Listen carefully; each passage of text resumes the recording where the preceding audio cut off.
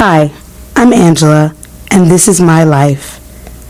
To be honest with you, I'm just a regular schmegular Nigerian girl from the great state of Texas living her best life.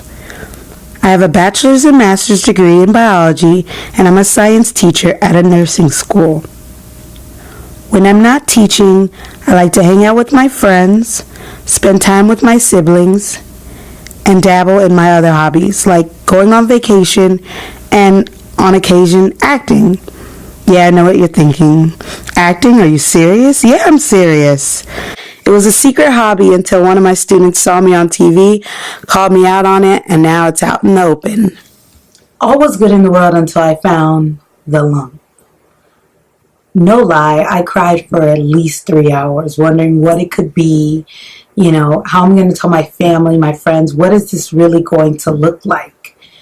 Then, after freaking out for a little bit, I gave myself a nice hot Nigerian slap, and I pulled myself together, and I started to rationalize it. Your girl did gain some weight. Maybe it's just going to be extra breast tissue. But then the pain started. First, it was small tingling for about 10 seconds. Then it became more frequent. And then the lump became more firm, and it started to grow. I was super hesitant to go to the doctor because I had no medical insurance. I know what you're thinking. What about Obamacare? Look, you don't know what my coins were looking like at that time. Anyways, like I said, I was super hesitant to go to the doctor because I had no insurance. Thankfully, I was able to look up that Planned Parenthood does women wellness exams for fairly cheap. The nurse practitioner at Planned Parenthood found the same exact lump I did, so she referred me to the Moncrief Cancer Institute. The Moncrief Cancer Institute is a nonprofit, community-based cancer prevention center that actually paid for my mammogram. The mammogram actually found 3 lumps, one of which was in my lymph node, making things a lot more serious, to the point where I was recommended to get an ultrasound biopsy. When they called me in to discuss the results, I knew that I had breast cancer. The results were that the lump in the lymph node was benign. The other 2 lumps were in my breast. One lump came back inconclusive, and the other lump was positive for invasive ductal carcinoma. Invasive ductal carcinoma is the most common type of breast cancer. Invasive means that the cancer that began growing in a milk duct has invaded and spread to the surrounding breast tissue. Seriously, when they gave me the results, I wasn't even worried about the cancer. I was more sad about losing my hair. Like, the idea of not being able to wear my long weaves had me shook to the core. I know, super shallow. I waited a few days before I broke the news to everyone. Over about a 2-month period, I first told my siblings, then my parents, then my coworkers, and then my friends. It's funny, whenever I was telling people, one of the things that was the most common that people kept saying was, "You don't deserve cancer."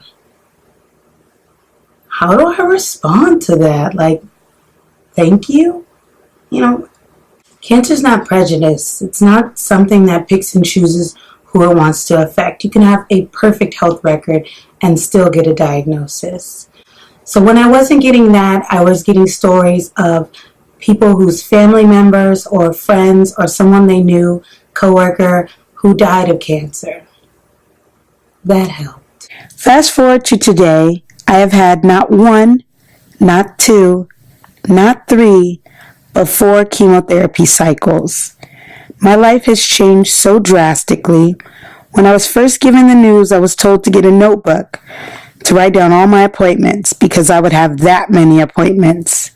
I now only work 2 days a week because I have at least a minimum of 2 to 3 appointments a week. Some days are good, and some days I struggle to get out of bed, but I'm pushing through. There are still a lot of people in my life that don't know about the cancer, so I wore wigs to hide my secret. This is the first time I'm actually posting anything with my new truth. I was informed that when I tell people of my diagnosis, they're going to feel compelled to tell me either their story or their relation to cancer. I was also warned to never compare my story to someone else's. Everyone's journey is unique. Everyone's journey is different. The purpose of me sharing my story is today, as I celebrate my birthday, I also want to celebrate the fact that June is National Cancer Survivors Month. I am a young African American woman living with breast cancer, and I refuse to let it take me down. I have a great medical team behind me, and I personally believe that God is the greatest oncologist. So I'm not going to allow this diagnosis to stress me out and make me even more sick. If you like what you saw and you'd like to know more about my journey, then please feel free to press subscribe. Obviously, I'm not a professional. I just really felt led to start a YouTube channel to share my journey with the world. I would love for you all to join me on this journey as I fight my chest while living my breast life.